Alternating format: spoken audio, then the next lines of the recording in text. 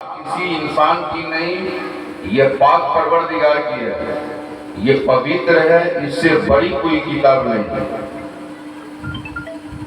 انہوں نے بادشاہ وقت نے جس کمرے میں سونے جا رہے تھے قرآن اٹھایا اور قرآن کو دوسرے کمرے میں رکھ دیا۔ پھر دل میں خیال آیا اپنے آرام کے لیے اس گھر سے قرآن اٹھا کر دوسرے گھر میں رکھا۔ عشق یہ کہتا ہے، محبت یہ کہتی ہے قرآن جہاں تھا وہیں رہنا چاہیے، قرآن جہاں تھا وہیں رہنا چاہیے۔ مجھ کو سونا ہے تو کسی دوسرے گھر میں سونا چاہیے۔ اب قرآن جہاں تھا اسی جگہ پہ انہوں نے لا کے رکھا۔ یہ کیوں؟ صرف قرآن کا ادب کیا۔ موت تو بڑھت ہے نا بھائی، مولانا صاحب بھی مریں گے، پیر صاحب بھی مریں گے، مفتی صاحب بھی مریں گے، امام صاحب بھی مریں گے، آپ بھی مریں گے، میں بھی مروں گا۔ جینے کے لیے کوئی نہیں ہے۔ محمود کا انتقال ہوا، جسم سے روح نکل گئی، جنازے کی نماز پڑھی گئی، لاش قبر میں ڈالی گئی۔ اس دور کے ایک بزرگ نے ان کو خواب میں دیکھا تھا، پوچھا میں فعل اللہ بک، اے بادشاہ، حکومت کے کرسی پر بیٹھنے والا، حکومت کے تخت پر راج کاٹنے والا، دنیا چھوڑ کر قبر میں گئے، اللہ نے آپ کے ساتھ کیا برتاؤ کیا؟ بادشاہ وقت جواب دیتے ہیں اللہ پاک کا کرم ہو گیا، اللہ کی مہربانیاں مل گئی، اللہ نے میری مغفرت فرمائی اور جنت کا حقدار بنا دیا۔ سوال ذہن میں رکھنا۔ اب پوچھا اس بزرگ نے جنت کس بنیاد پہ ملی؟ حکومت کے تخت پر بیٹھنے کی بنیاد پر۔ جنت کس لیے ملی؟ اپنے مال و ثروت کی بنیاد پر۔ محمود نے جواب دیا نہیں، جنت جو مجھ کو ملی تو میں نے اپنی پوری جیون میں لائف میں ایک مرتبہ قرآن کا ادب کر لیا، اسی قرآن کی ادب سے خدا نے مغفرت کر دی اور جنت کا حقدار بنایا ہے۔ یہ ادب کا پہلو ہے۔ انسان جب باادب ہوتا ہے تو انسان کو اس کے ادب کا صلہ یہ دنیا دار نہیں دیتا بلکہ پروردگار دیتا ہے۔ بدلہ کون دے گا؟ پروردگار۔ یہ دنیا کی جھولی میں کیا رکھی ہے؟ خالق وہ ہے، معبود وہ ہے، پالنہار وہ ہے۔ اس نے اپنی قدرت سے جنت اور جہنم کی تخلیق فرمائی ہے۔ وہ مالک اگر راضی ہے تو اپنی قدرت سے جنت کا حقدار بنایا، اور جب خدا کسی کو جنت دے تو کس کو رائٹ بنتا ہے جنت سے نکال دے؟ لیکن اسلام نے ادب کا ایک بڑا پہلو دیا ہے۔ آج ہم اس محفل میں بیٹھے ہیں کہ مکان بنایا انہوں نے، پیسہ ان کا لگا ہے، مال ٹکے انہوں نے خرچ کیے ہیں، یہ اب تک نہ جانے کتنے کا مکان بنایا ہے۔ علاقے میں ان کی کاریگری کی شہرت ہے۔ کہتے بھائی اچھے مکان کی تعمیر کرنا ہے تو ضرور ٹھیکیدار سے سمپرک کرنا ہوگا۔ ان کا کام کیا ہوا دوسرا ٹھیکیدار بہت جلدی تیار ہوتا ہے پلاسٹر کرنے کے لیے، کہ بھائی ان کی جڑائی بھی اچھی ہوتی ہے، ان کی کلاکاری اچھی ہے۔ اگر انجینئر نہ بھی ملے تو یہ اپنے عقل سے دماغ سے مکان بہتر بنا دیتے ہیں۔ الحمدللہ اب تک کتنے کا بنایا تھا، اللہ نے کرم فرمایا انہوں نے اپنا بھی بنایا ہے، اور الحمدللہ بڑا اچھا بنایا ہے، بہت خوبصورت بنایا ہے۔ دعا کیجئے کہ اللہ اس چمن کو آباد رکھے، ان کے مکان میں اللہ خیر و برکت عطا فرمائے، روزی پونجی میں برکت دے، اور خدا سے توفیق مانگے کہ اللہ ان کو دیندار بنا دے، شریعت کا وفادار بنا دے۔ اللہ پاک ہم سب کو دین و مذہب پر قائم رہنے کی توفیق عطا فرمائے۔ اسی خوشی میں انہوں نے ذکر خدا اور ذکر مصطفیٰ کی محفل سجائی ہے۔ حدیث سنیے، آج بے شمار دنیا میں خرافات دیکھنے کو مل رہا ہے، ہر طرف طوفان چلا ہے، ہر انسان کھل جائے، ہر فکر دم توڑتی نظر آ رہی ہے، لیکن یاد رکھیں دیوانوں، نبی نے گارنٹی دی ہے، رسول اللہ نے حدیث میں فرمایا ہے، جب تک اس دھرتی پر اللہ کا بندہ اللہ اللہ اللہ اللہ اللہ اللہ سب مل کے پڑھیے، اللہ اللہ اللہ اللہ اللہ اللہ، جی لگا کے پڑھیے، اللہ اللہ اللہ۔ نبی فرماتے ہیں جب تک دھرتی پر خدا کا بندہ اللہ اللہ کہتا رہے گا، نبی فرماتے ہیں اس وقت تک زمانے میں قیامت نہیں قائم ہوگی۔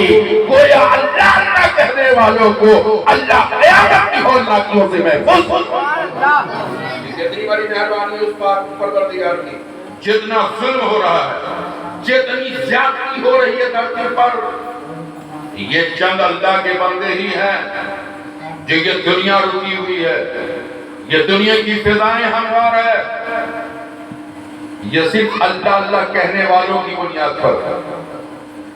اگر کچھ نہیں آتا ہے تو بیٹھ کے چلتے پھرتے اللہ اللہ کیجئے، بستر پر سونے جائیے تو اللہ کہہ کے سوئیے، کچھ نہیں پڑھنا آتا ہے صبح آنکھ کھولے تو اللہ اللہ پڑھیے۔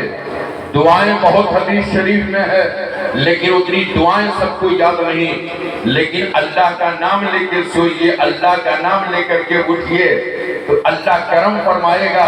اللہ کا نام لے کے بستر پر سوئیں گے، جب تک آنکھ نہیں کھلے گی یہ اللہ اللہ کی پڑھنے کی برکت سے پوری رات اللہ آپ کی حفاظت فرمائے گا۔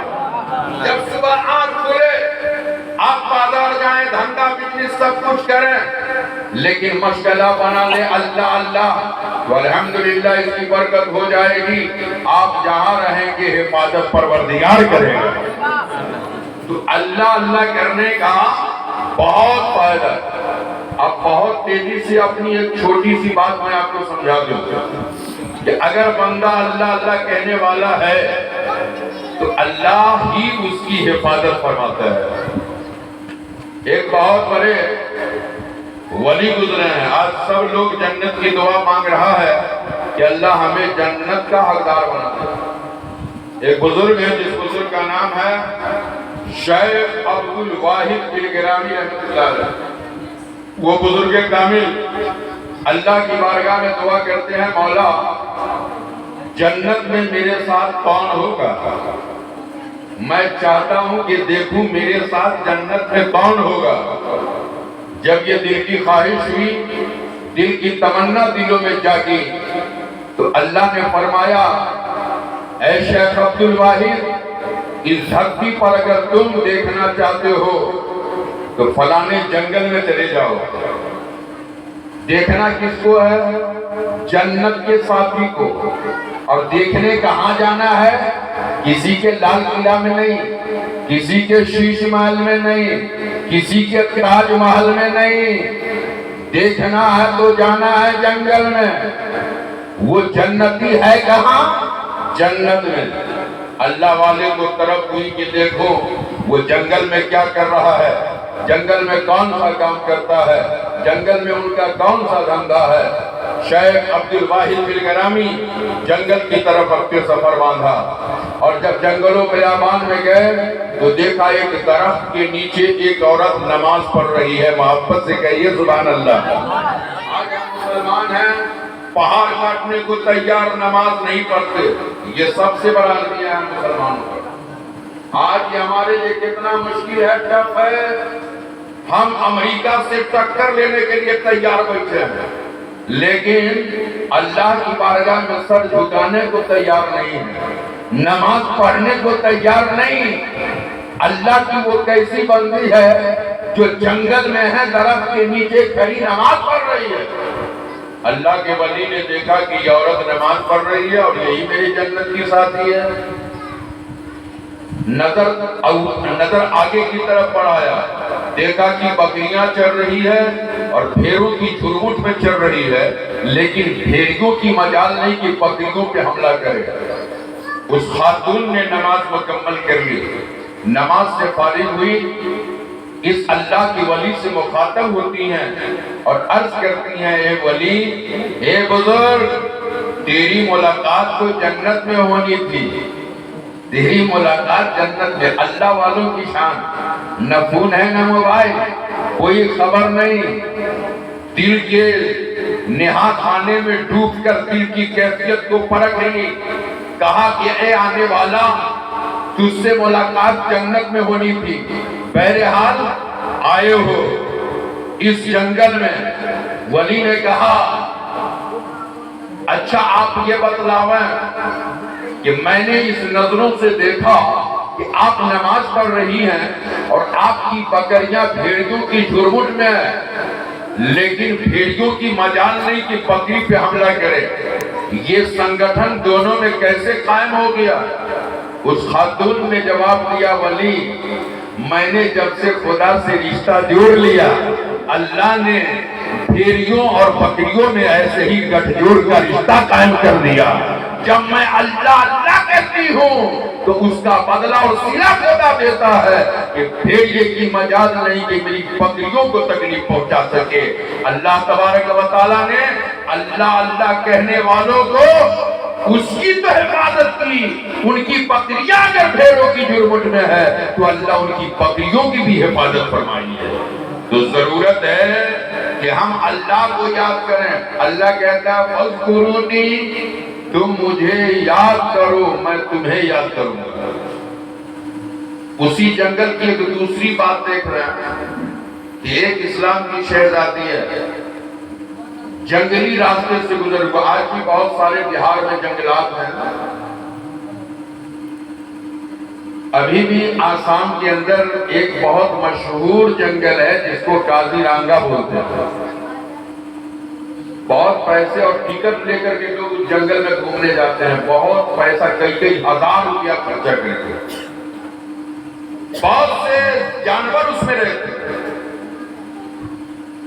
سب کا دل گردہ نہیں بلکہ وہاں کی سواریاں ہوتی ہیں، حکومت کی طرف سے اس کا انتظام ہوتا ہے، بند گاڑی میں لوگ اس جنگلوں میں سفر کرتے ہیں۔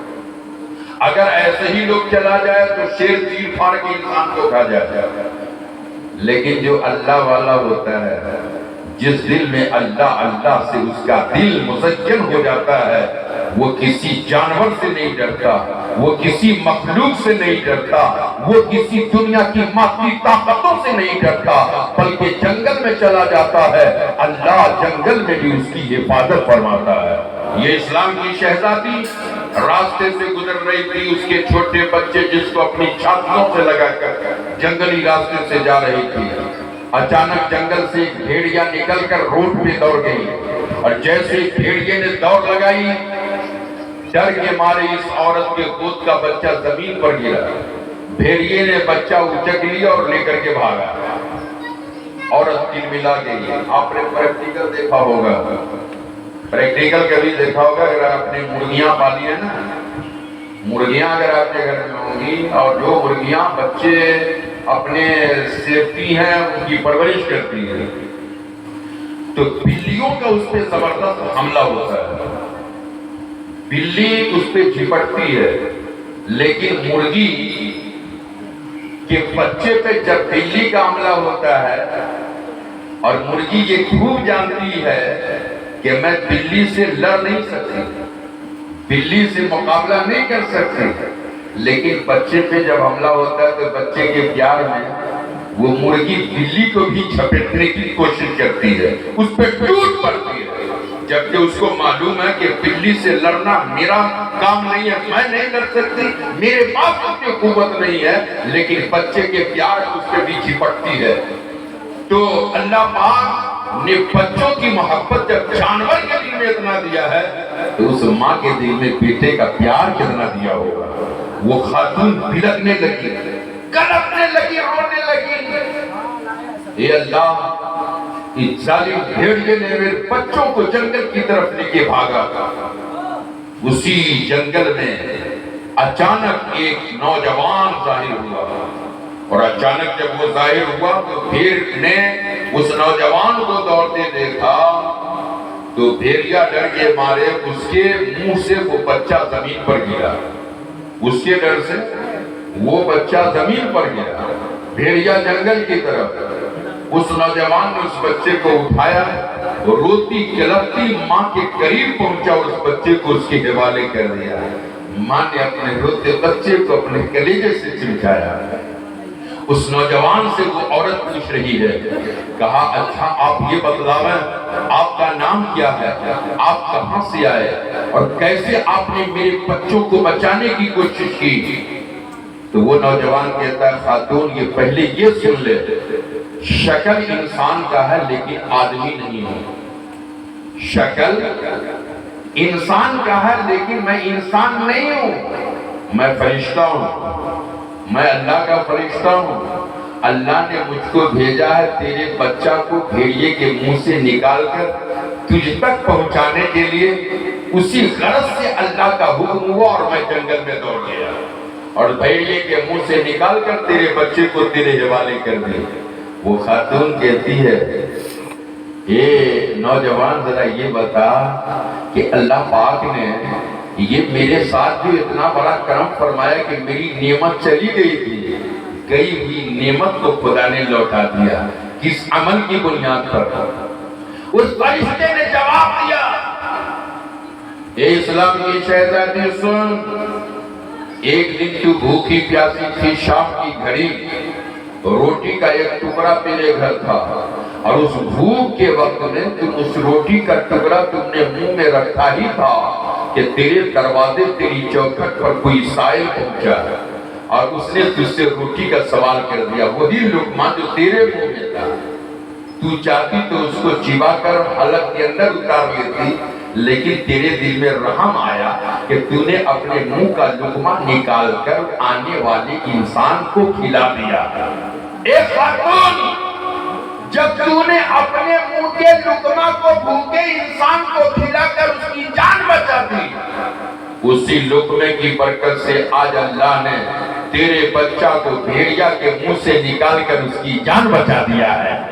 اے اللہ کے بندو، اللہ کو یاد کرو، اللہ ہمیں یاد کرے گا۔